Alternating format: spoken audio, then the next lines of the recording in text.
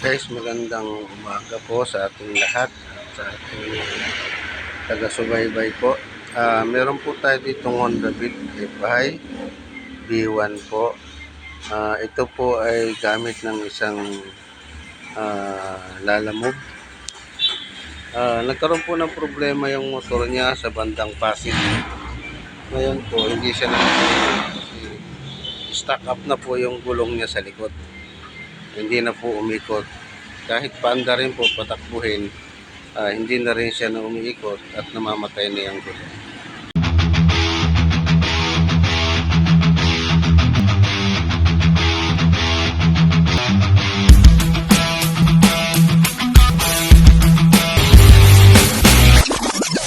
So ang ginawa niya po, sinakay niya sa lalamove na L3 para lang madala dito sa atin. From Pasig po yan mga idol.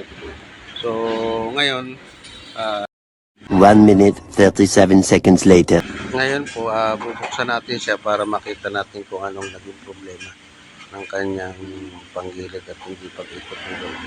So mga idol, ayan po, nakita natin na yung lining niya, clutch lining, ay humiwalay na po sa kanyang assembly.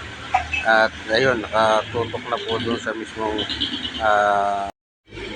ibig sabihin po, may kumalas doon sa plate niya at saka yung pinakang pinlock niya sa clutch assembly. Kaya ganito ang nangyari sa kanya, humiwalay. Or pwede rin naman po na hindi na ilagay na nagkabit ng kanyang lining. Kaya ganyan po ang nangyari. Guys, hindi pare-parehas ang dahilan ng hindi pag-ikot ng gulong sa likod. So pwede rin po yung belt ay maputol at umipit doon sa kanyang torque drive. Pwede rin naman po nag-stack up yung preno kaya hindi siya umiikot yung gulong. Pwede rin po na yung clutch assembly humiwalay yung lining. Pwede rin pong bearing yan ang maging dahilan mga idol. Kaya marami po hanggat hindi po natin nabubuksan, hindi natin malalaman kung anong pwedeng dahilan. Yan mga idol, automatic kumalas na po ang kanyang lining sa assembly. Ibig sabihin po, wala po yung kanyang lock spring. Wala po yung plate. Kasi ang assembly, clutch assembly po, yan po ay may plate at may lock na tatlo. So, ibig sabihin, wala po siya.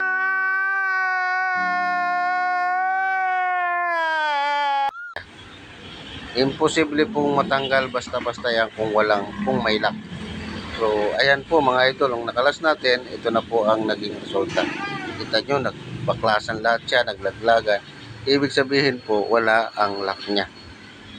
So, malaking problema po kung tutuusin kasi ganyan ang nangyari at na abala po yung may-ari sa kanyang paghahanap buhay kasi isa po siyang lalamove. Ayan mga idol, kita natin naman.